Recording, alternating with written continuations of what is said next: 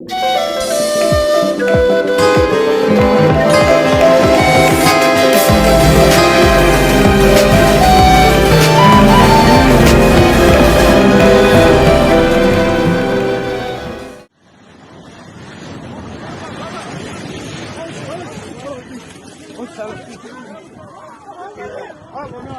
biri var mı içeride?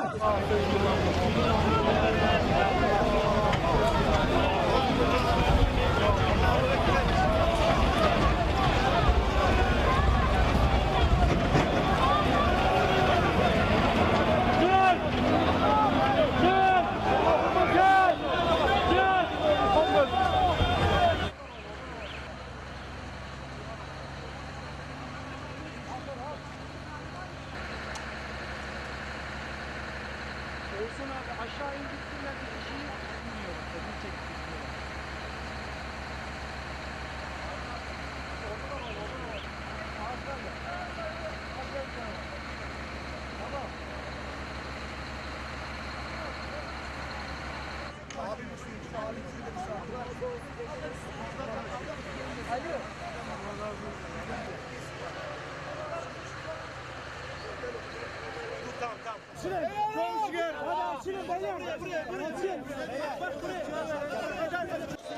Gönder. Gönder yavaş yavaş.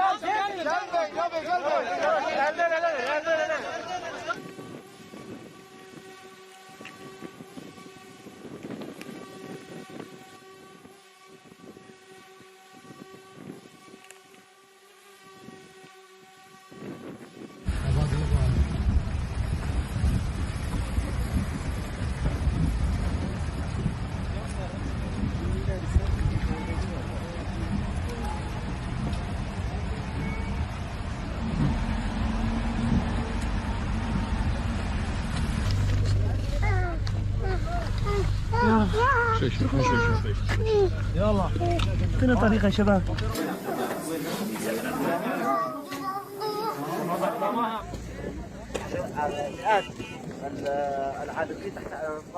Many families now are under the rubble.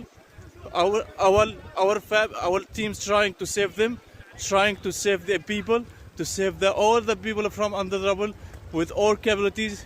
But it's very difficult task for us. We need help. We need the international community to do something to help us, to support us.